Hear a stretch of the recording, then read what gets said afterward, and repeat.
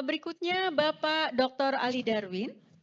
Dipersilakan Pak Ali Darwin, waktunya 5 menit. Beliau akan membawakan materi dari kepatuhan menuju dampak memperkuat akuntabilitas korporasi melalui laporan keberlanjutan dan integrasi ESG. Dipersilakan. Baik, terima kasih. Ada YouTube itu yang dikeluarkan oleh TBL, Triple Bottom Line. Dia mengeluarkan sebuah video di mana kita bisa mengcapture apa yang dilakukan oleh sebuah perusahaan itu dalam waktu 5 menit. Nah, saya akan sampaikan seperti itu, ya mudah-mudahan. Ya, next saja. Ini bagian belakang, ya. Jadi saya akan sampaikan itu adalah utamanya mengenai bagaimana kita mengkomunikasikan apa yang kita lakukan selama satu periode tertentu, misalnya dalam 1 tahun terhadap kegiatan-kegiatan CSR kita. Ya. Nah ini semuanya harus disampaikan sesuai dengan, kok nggak keluar ya? Di belakang, di depan nggak keluar? Ya. Yang pertamanya mana nih? Iya, dari yang pertama. Ya, next saja.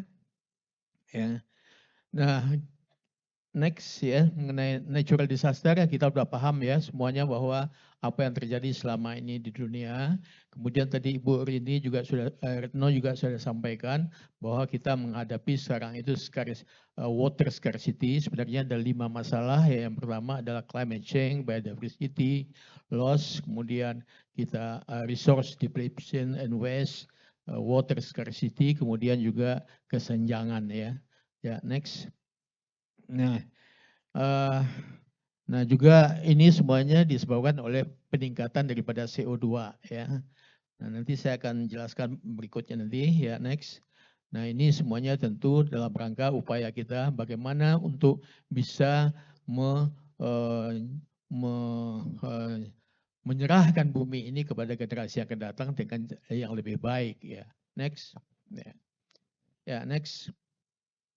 Nah, untuk itulah kita perlu melakukan prinsip-prinsip keberlanjutan. Ya, keberlanjutan itu maksudnya adalah kemampuan bumi beserta segenap isinya untuk bisa bertahan dari kepunahan. Itu artinya keberlanjutan. Ya, next. Siapa yang akan melakukan ini semua? Nah, kita paham bahwa penyebab yang 5 krisis tadi sebenarnya itu adalah oleh korporasi. Nah, oleh sebab itu juga korporasi sekarang harus bertanggung jawab untuk itu. Ya, next. Nah, tanggung jawabnya ini dilakukan dengan melakukan apa yang disebut dengan strategi ESG di perusahaan tersebut.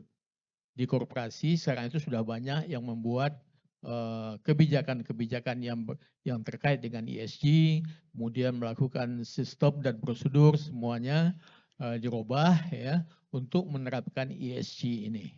Ya, next.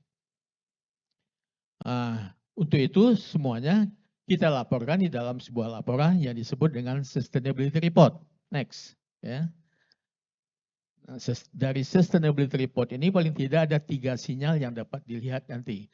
Bagaimana kontribusi perusahaan itu terhadap SDGs, bagaimana dampak perusahaan tadi terhadap masyarakat, lingkungan, kemudian bagaimana kinerja triple bottom line-nya, yaitu ekonomi, lingkungan, sosial, bagaimana.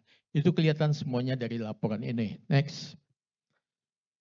Nah, isinya utamanya adalah laporan itu ada mengenai kinerja ekonomi, kinerja lingkungan, kinerja sosial, dan bagaimana tata kelola didesain dan dilaksanakan di perusahaan tersebut. Next. Ya. Nah, ya next saja. Ini laporan sekarang sudah mandatori bagi perusahaan-perusahaan yang TBK ya. Ya, next. Laporan ini ada disusun sesuai dengan standarnya, yaitu standarnya dari GRI dan dari IFRS sekarang ini. Next. Ya, ini next lagi. Ya. Nah, laporan ini supaya bisa dipercaya tentu harus juga diperiksa. Ya, pemeriksaan atas laporan ini disebut sebagai assurance. Ya, next.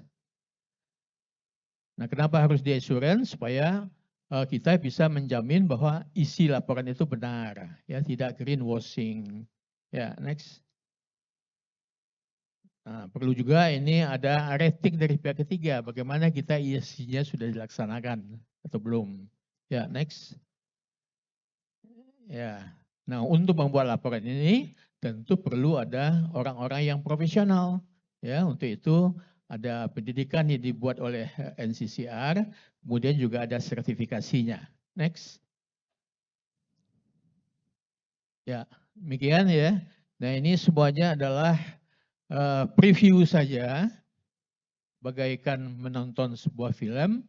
Ini saya cuma menyampaikan previewnya, filmnya panjangnya 3 jam biasanya. Terima kasih. Baik, terima kasih Pak Dr. Ali Darwin.